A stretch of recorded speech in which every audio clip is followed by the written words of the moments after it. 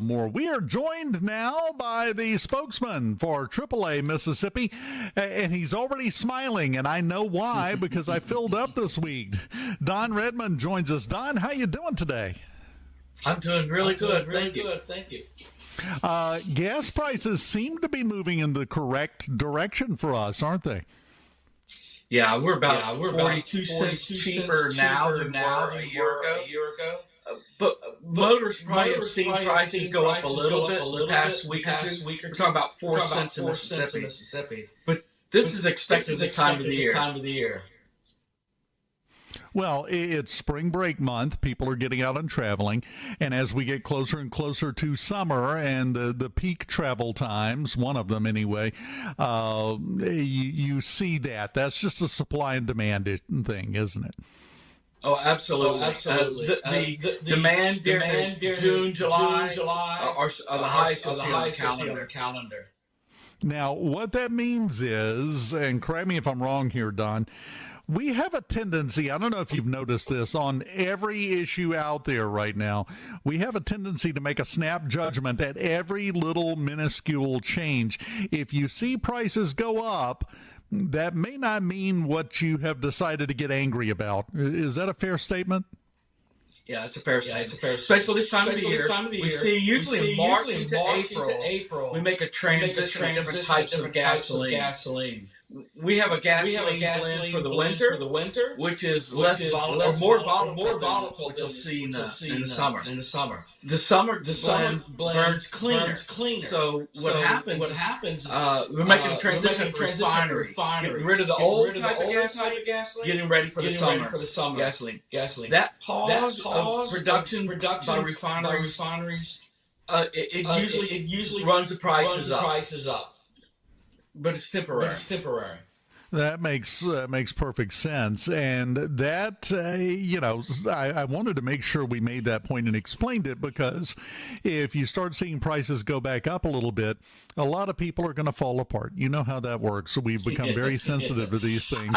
I think we need to pay a lot of attention to what's going to happen on April 2nd with Canada and the U.S. with a 10% tariff.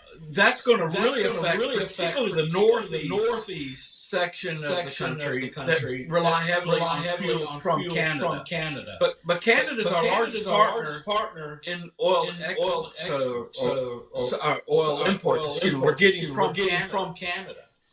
So if there's a tariff on those petroleum products, it's going to be higher for us. That will raise the price just a little bit, which was expected. We knew that was going to happen if that goes into effect on April 2nd. And it's continuing to look like it will. But again, everything changes by the hour these days. So we'll just have to wait until April 2nd and see what actually happens. You're right. It's a very news-driven product. And keep in mind that the price they're paying now or what future investors are looking at in the next 6 weeks. So right now they're not freaking out about the potential tariff with Canada. I think most people believe this thing will be resolved before April 2nd. Now, how are things going with OPEC? Because I know that does have an impact on prices and on the markets as well. What's going on over there? Yeah, it'd be interesting to see what they decide, because they're looking at potential peace in Ukraine, the tariff war in Canada and the U.S. And it'd be interesting to see what they decide to do. I think they're going to cut production. The reason I brought up Ukraine is that if there is peace, that's going to put Russian oil on the market for everyone. No limitations. And so that's going to drive prices down. That's why I think OPEC's going to talk about cutting back on production. This is a lot more complicated than just the number you see on the pump when you pull up, and a lot of people don't realize it. There's a lot of moving pieces here, Don. Yeah, there really is. It's driven by the news of the day. Well, and it will continue to be driven by the news of the day, especially with the Trump administration. Overall, if you had to give it a letter grade, A to B, I don't want to even give you the option for F, but it is on the table. A to F, letter grade, in terms of the impact of the Trump administration and their policies in the first 2 months for the automobile and the gas industry, what letter would you give them? Yeah, I think that at least psychologically what he's done for the market has really put it on steroids. They're very positive. The production isn't changed yet, but it may be coming. I think it's just the regulation. Deregulation is going to have the biggest impact. I think that as far as consumers are concerned, this would be a big plus. And the reason I didn't give it an A is because the questions about Canada and Mexico. They're our biggest trading partners in terms of petroleum products. So I'm not. There's so many questions on it. That's why I can't give them an A. Well, it's kind of like the old head coach philosophy. There's always room for improvement. That's right. I'll be honest, especially in junior high, if I had come home with a B+, my mom would have turned her first ever cartwheel. She would have been excited by that. That's not a bad grade. It's not a bad grade. No, I'm considering where we were. Well, that's the thing, because we're not that far removed. It seems like forever ago. We're not that far removed from having seen $4 a gallon gas in the state of Mississippi. That was just a few years ago that we had that. So we have made monumental strides in the right direction, I think. What we have to do now is, well, what would you say? Buckle up, hold on tight as we get ready to head into the summertime travel season, because if everything that we have seen in the last 6 months to a year is an indication, travel's going to be up this year. I know at Christmas, I think we set a record for travel, and I would expect that's going to happen this year. Do you think that price is going to help support possibly record travel? We saw record travel last year despite higher prices, but what we have found in the past is that it's the state of the economy is what really drives vacation more than just the price of gasoline. However, if it's a long period of time that we're saving 40, 50 cents a gallon of gasoline, our fuel price, annual fuel price cost goes down, I absolutely believe this could be another banner year in terms of travel. And it's because of lower fuel does to the family budget.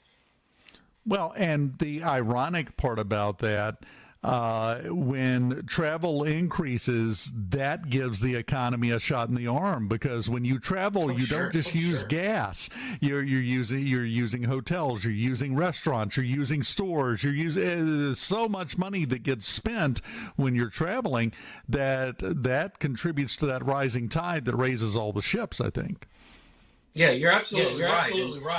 What we saw in some travel trends, though last year they were entirely record numbers, they were cutting back, maybe not staying as long, maybe staying at a cheaper hotel, dining in rather than going out to the restaurant. So if they have more money in their pocket for their vacation, they're going to. You're right. It's going to spread throughout the economy.